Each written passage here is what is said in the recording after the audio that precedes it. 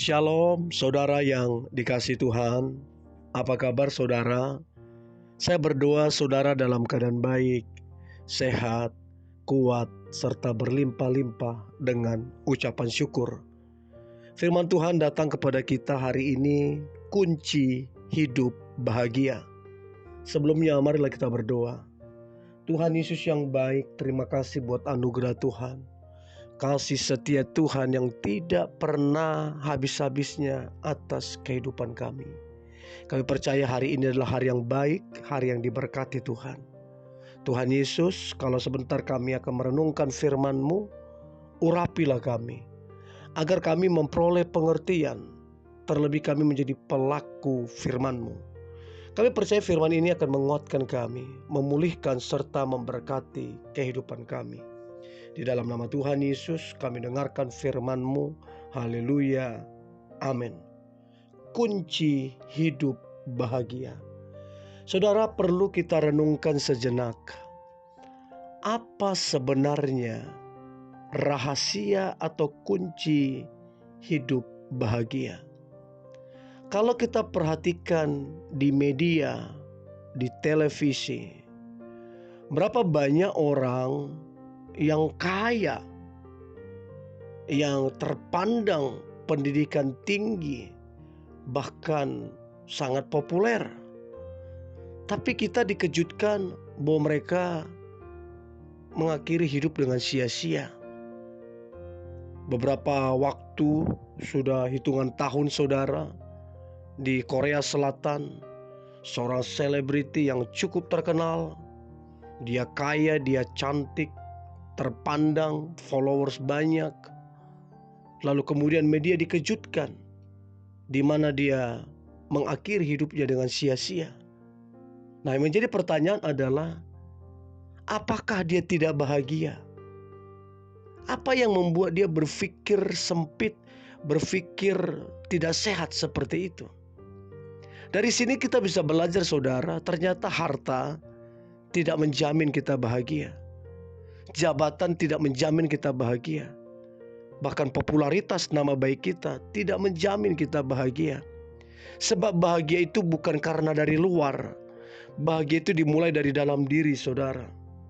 Untuk itu firman Tuhan berkata, Amsal 4:23, jagalah hatimu dari segala kewaspadaan, sebab dari sanalah terpancar kehidupan. Nah, berapa banyak orang jago mencari uang, tapi gak jago jaga hati. Berapa banyak orang jago membangun brand image-nya, tapi gak jago jaga hatinya. Nah, saya berdoa saudara adalah orang yang jago dalam menjaga hati saudara. Sebab hati ini adalah sumber kehidupan itu mengalir saudaraku. Nah, jadi apa kunci sebenarnya untuk hidup bahagia? Maka yang pertama adalah jaga hati saudara. Jangan gampang marah, jangan gampang kecewa, jangan gampang kepahitan. Kalau saudara perhatikan di Alkitab, berapa banyak tokoh-tokoh Alkitab yang gagal jaga hatinya. Ya, akibatnya apa? Keburukan. Akibatnya tertolak, bahkan kutuk terjadi. Karena apa? Enggak jaga hati.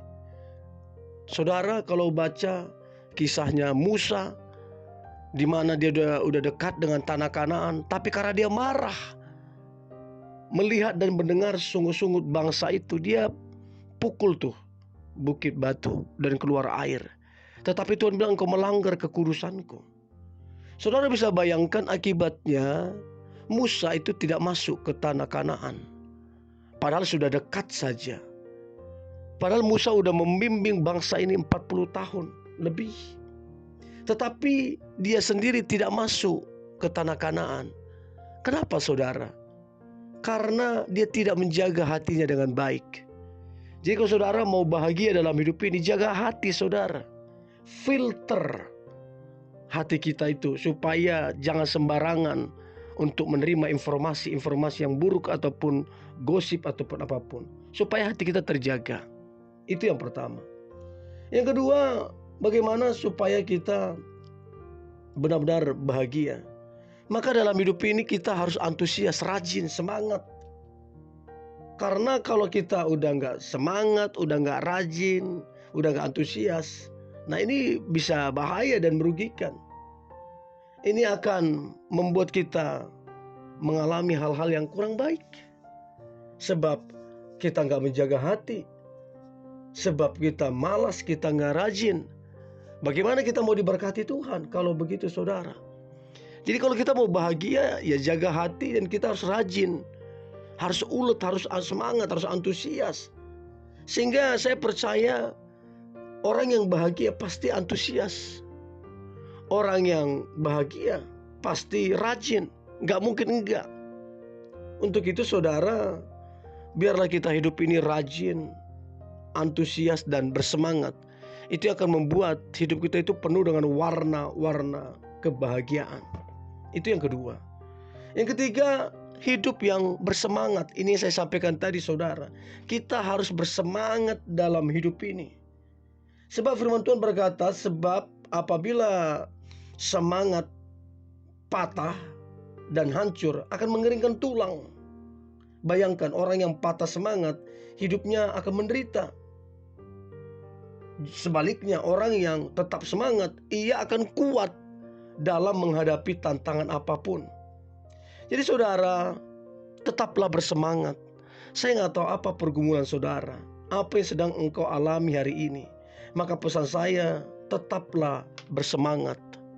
Itu salah satu rahasia kebahagiaan. Nah, kemudian selanjutnya saudara, hiduplah melayani Tuhan. Mau saudara sekaya apapun, sehebat apapun, kalau kemudian gak melayani Tuhan, percuma saudara, sia-sia. Akan sia-sia. Kalau kita gak melayani Tuhan dengan sungguh-sungguh, lama-lama kita akan terseret oleh godaan dunia. Untuk itu saudaraku yang dikasihi Tuhan, tidak ada kebahagiaan sejati dihasilkan dari orang yang hidupnya mementingkan diri sendiri. Namun kebahagiaan dimulai dari kesadaran siapa diri kita di hadapan Tuhan. Jadi saudara, perlu kita untuk kemudian hidup melayani Tuhan. Nah, melayani Tuhan saudara nggak perlu khotbah, nggak perlu mengisi seminar, nggak perlu pendidikan yang tinggi. Melayani Tuhan itu dalam segala aspek, dalam segala pekerjaan kita melayani Tuhan. Nggak mesti khotbah, nggak mesti jadi WL, tapi kita melayani Tuhan dengan kehidupan kita.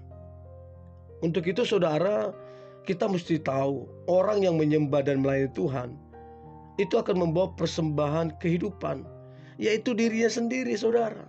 Dirinya sendiri.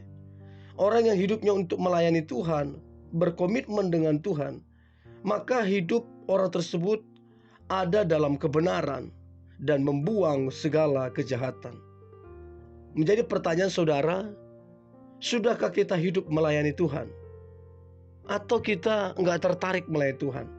Itu penting sekali. Orang yang cinta Tuhan, orang yang beriman, orang itu akan semangat, orang itu akan antusias, orang itu akan melayani Tuhan dengan sungguh-sungguh. Sebab dia mengalami kasih dan kebaikan Tuhan.